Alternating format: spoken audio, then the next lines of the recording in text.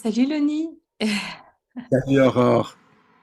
Et ben alors, il semble que tu es en Suède.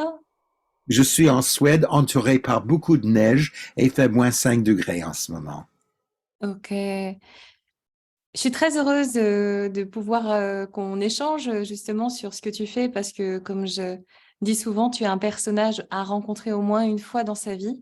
Et moi, j'ai eu le privilège de te rencontrer et même de travailler avec toi. Et c'était très, très porteur. Et voilà, donc. Qu'est-ce que tu pourrais nous dire un petit peu sur ta manière à travailler, tout ce que tu apportes? Moi, je sais quelque chose qui est très fort, hein, c'est que tu as une possibilité énorme de savoir comment les gens sont câblés pour orienter, aider les gens, que ce soit d'ailleurs au niveau personnel que sur ta profession qui est donc la sugestopédie. Et tu vas nous en dire un petit peu plus là-dessus, peut-être déjà rien que sur la sugestopédie si tu veux. Ok, ben tout d'abord, j'ai eu énormément de plaisir à travailler avec toi pendant des années. Quant à mon activité, j'ai deux activités principales. La première, c'est des formations de formateurs où on forme les professeurs pour que leur enseignement corresponde à l'activité cérébrale des uns et des autres. Et puis, la deuxième activité que j'ai, c'est la formation linguistique. Dans un premier temps, des cours d'anglais. Et puis également, depuis plusieurs mois, je suis en train également d'animer des stages de français. Toujours avec la méthode que tu connais bien, la suggestopédie, qui a comme but de faire en sorte que les gens ben, qu'ils utilisent leur capacité de réserve de l'inconscient, tout simplement en ayant une forme de pédagogie qui corresponde à la véritable activité cérébrale, plutôt que de engueuler en permanence l'inconscient, le cerveau, parce qu'il fait pas du tout ce qu'on avait prévu. On se met à son rythme à lui, et puis on aménage tout ce qu'il y a à apprendre pour que ça corresponde vraiment au fonctionnement des êtres, les uns des autres. Oui, et puis bah, pour moi, pour avoir participé à plusieurs stages d'anglais, déjà ne serait-ce que l'anglais, mais quel engouement! Je veux dire, on joue, on s'apprécie entre nous en petits groupes, il y a de la musique, il y a des jeux, c'est dynamique, c'est stimulant, c'est porteur. Et ce qui est étonnant, c'est que ça s'enregistre sans qu'on s'en rende vraiment compte, en fait, sans faire trop d'efforts, hein. Ça, c'est extraordinaire, comme je trouve. Mm. Oui, oui, ça c'est le but de la suggestopédie. On fait appel simultanément à la mémoire à court terme et la mémoire à long terme. Le court terme, c'est ce qu'ils font tous les professeurs traditionnels. On dit aux élèves, focalisez-vous sur cela, c'est très important. Et c'est formidable parce que ça entre tout seul, mais ça reste uniquement pendant 3 jours. Et dans la nuit, entre le troisième jour et puis le quatrième jour, ça commence à disparaître. Tout ce qu'on voit en périphérie de la perception, par des affiches, par d'autres procédés que je pourrais décrire, tout ça, ça met 3 jours pour se mettre en marche. Et puis au bout de 3 jours, on sait des choses et on ne sait pas du tout d'où ça vient. Oui, oui, d'ailleurs, je me rappelle très bien pendant les rêves, durant la nuit, à parler anglais. Et du coup, tu as plusieurs niveaux, hein, d'ailleurs, au niveau de l'anglais, où tu arrives à faire des groupes en fonction des niveaux. Et moi, je me rappelle avoir fait plusieurs niveaux. Et d'un coup, je me suis mis à parler en anglais. Mais même toi, tu m'as regardé, tu m'as dit, oh, mais elle parle très bien anglais, cette petite, maintenant. Et j'avais trouvé ça génial.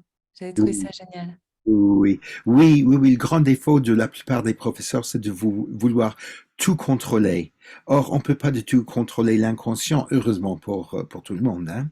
Ouais. Euh, on sème, enfin, c'est comme si on met des petites graines dans la terre, ça met un certain temps, et puis tout d'un coup, on a quelque chose qui pousse, et puis on peut récolter par la suite. Ouais, extraordinaire. Moi, je trouve ça super parce que d'une part, il y a la technique, il y a cet espace de rencontre, hein, aussi qui est très fort au Mm. niveau relationnel dans le groupe. Et il y a toi qui mène la danse aussi, hein, qui apporte quelque chose d'assez fantastique, hein. Mais de Euh, manière invisible, hein? ouais. Oui. C'est l'invisible qui est très très fort là-dedans. Parce que le professeur, c'est une espèce de catalyseur invisible. Il fait en sorte que les choses se passent, mais c'est pas lui qui mène de façon apparente le jeu, c'est les gens qui vivent leur vie et des choses assez magiques se passent. Donc finalement, le rôle d'un animateur, c'est de mettre en place les conditions pour que les miracles se fassent et que dès le moment que le miracle est sur le point de se faire, lui il se met complètement ailleurs, il se retire justement pour que les participants restent propriétaires des miracles qui se font chez eux. Hein. Oui, c'est extraordinaire. Et du coup, rien qu'en parlant comme ça, je me dis, mais tiens, c'est fou. Je comprends encore mieux notre rencontre par rapport à ce que je fais aujourd'hui. Petite parenthèse comme ça. Mais du coup, toi, en plus, t'enseignes les gens pour qu'ils puissent aussi apporter ça et puis apporter un mode de communication qui va être porteur et non destructeur parce que bien souvent, on a un gros problème relationnel au niveau de la communication en règle générale. On voit bien l'état du monde actuel. Et toi, tu apportes des clés qui sont quand même extrêmement intéressantes. Et Ben, d'ailleurs, oui. et d'ailleurs, pardon, toi, tu navigues dans le monde entier et tu navigues dans les avions et tu es comme un poisson dans l'eau à être avec les gens. Donc, tu es déjà une preuve ancrée de fluidité avec la relation avec l'autre. Et en plus, tu le proposes en formation. Donc, ça, c'est la formation de la suggestopédie. Hein. Oui, c'est cela. Dans les formations linguistiques, pour enchaîner par rapport à ce que tu dis, on utilise des identités fictives parce que chacun existe à un moment donné, mais on est tous sur un chemin d'évolution, un chemin de développement, un chemin d'accomplissement. Et puis l'essentiel, c'est de voir sur quel chemin chaque personne se retrouve. Donc, on a tout un tas d'identités différentes. Par exemple, si j'ai quelqu'un qui est médecin dans la vraie vie, je vais pas lui donner une identité de médecin dans le stage gestopédique. Je vais lui donner le rôle de fonctionnaire ou bien d'artiste. Artiste, ça serait encore mieux. Artiste parce que peut-être s'il est médecin ou si elle est médecin, euh, on a beaucoup de clientèle, il n'y a pas du tout de soucis matériels, mais on n'a pas forcément tout l'espace qu'on aurait voulu avoir pour donner libre cours à son côté artistique. Donc, quelqu'un qui est médecin dans la vraie vie va devenir artiste. Quelqu'un qui est artiste probablement souffre d'une certaine insécurité financière, donc dans la vraie vie, il va vouloir être fonctionnaire de haut niveau et ainsi de suite. Hein. Donc on voit pas du tout les gens comme ils sont figés. On essaie de ressentir d'où ils viennent et puis d'essayer de deviner vers quoi ils tendent. Hein. Donc voilà, c'est ça le secret pour savoir comment les gens sont câblés. Autre chose, mais qui est plus connu dans les domaines de la méditation ou autre chose que dans l'enseignement, c'est il faut pour voir ce qui se passe réellement autour de nous, il faut faire le vide, il faut pas avoir d'idées préconçues. Dès le moment qu'on a fait le vide, tout ce qui est vrai vient vers nous. Bon. Et avec ça, enfin, dans ce cadre-là, j'anime des stages où les activités changent tous les 7 ou 8 minutes, parce qu'au bout de 7 ou 8 minutes, on a besoin de changement. N'importe quel animateur qui persiste avec la même activité pendant plus que 7 ou 8 minutes, il n'est pas en train de mettre toutes les chances de son côté, parce que les gens ont besoin de renouveau, parce que le cerveau est fait pour capter les surprises et tout ce qui vient d'une façon complètement inattendue. Le cerveau est un instrument de survie. Et puis le danger venait souvent de côté ou bien de derrière nous. Et puis donc on est toujours en état d'alerte pour des choses qui sont pas du tout prévues. Dès le moment qu'il y a une routine, le cerveau se met à s'endormir. Donc chez moi, il y a toujours beaucoup de mouvements, beaucoup de musique, beaucoup même de la danse, un tout petit peu de temps en temps, mais du mouvement. Il y a changement de partenaire en permanence. C'est ça, ça évolue, ça vit, ça mijote. Enfin, c'est sans arrêt qu'on est sollicité par quelque chose de nouveau auquel on s'attendait pas forcément. Bah, c'est clair qu'il y a une très très belle émulsion qui agit dans ces groupes et c'est un véritable cadeau de pouvoir avoir cet espace de rencontre, cet espace où tu offres tant de choses que tu as, comme tu dis, le côté catalyseur, on peut le ressentir et on peut voir que quelque part, on est comme si voilà, on pouvait créer et recevoir des miracles. Il y a eu une petite coupure dans la connexion là. Est-ce que tu peux Ah, répéter la dernière chose que tu as dit là? ouais, j'ai dit, bah, c'est comme si quand on est dans ce type de stage, comme si on peut sentir qu'on peut créer et réaliser des miracles. Il y a un espace qui est créé pour ça, en fait. Ben, le miracle, c'est en nous et puis c'est en permanence. Le problème, c'est qu'on est bloqué par notre perception des attentes des autres vis-à-vis de nous. Très, très souvent, les autres n'attendent rien du tout de nous. Mais nous, on a une idée en tête, bon, la personne s'attend à ce que je sois comme ça.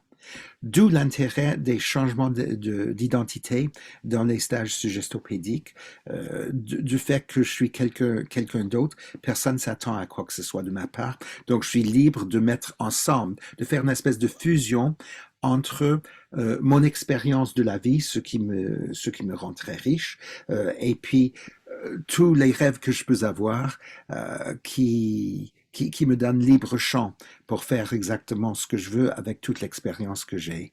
C'est assez extraordinaire quand on peut mettre ensemble ce qui nous est arrivé avec ce qu'on souhaiterait nous arrive.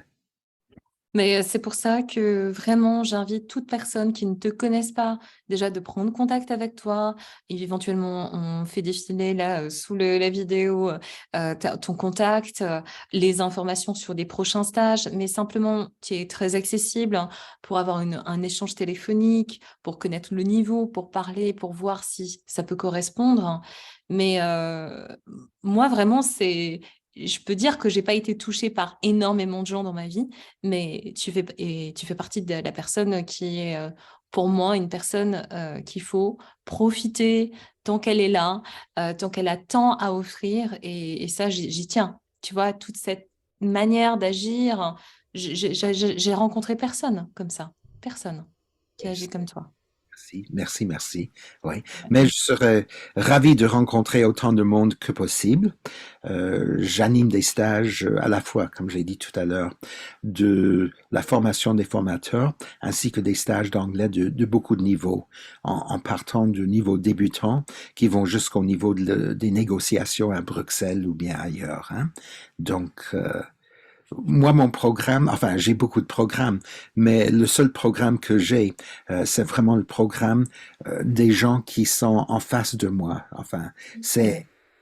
c'est l'apprenant qui est mon programme. Pour le reste, je taille, je customise, je transforme, je fais ce qu'il faut. Je suis un peu comme un médecin. Hein. Si tu arrives avec une jambe cassée, je vais pas te traiter pour le cancer. C'est pas la peine.